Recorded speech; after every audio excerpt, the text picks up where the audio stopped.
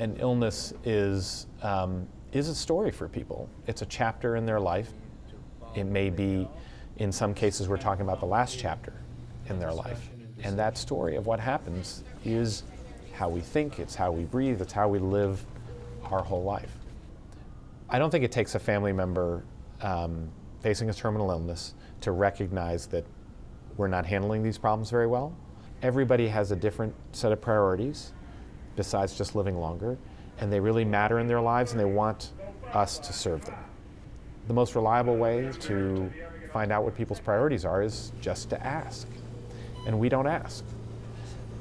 There is the anxiety of the doctor, or any clinician, doctor or nurse, about being able to talk about these issues. I could go to the operating room and I could come out and we will have fixed a problem, and that's incredibly gratifying.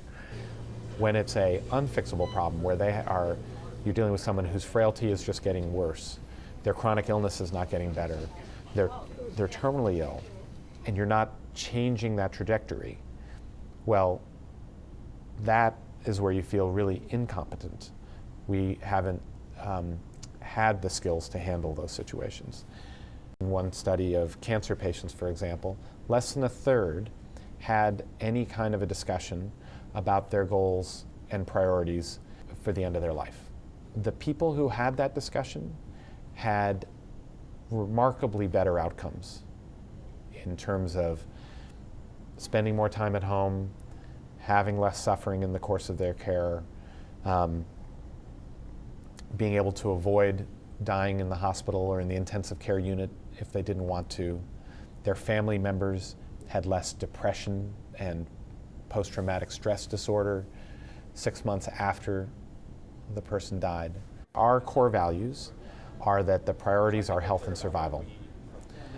When you start saying that people have priorities besides just survival, in fact, well-being for people is bigger than just surviving and being a pulsing organism that's kept alive, then you realize that we're going to need to change from a very narrow medical viewpoint to a larger viewpoint.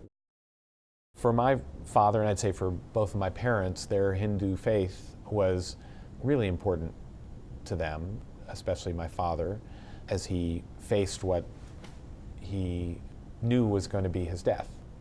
People in medicine underestimate how important religion is to people. In the top 3 priorities that people name, being at peace with God as they face the end of life is really important to them.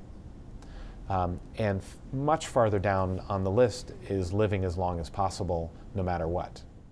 Floating on that swollen Ganges River, I could not help sensing the hands of the many generations connected across time. In bringing us there, my father had helped us see that he was part of a story going back thousands of years, and so were we. We were lucky to get to hear him tell us his wishes and say his goodbyes.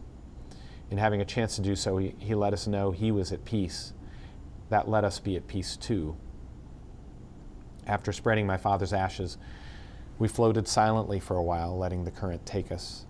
As the sun burned away the mist, it began warming our bones. Then we gave a signal to the boatman and he picked up his oars. We headed back toward the shore.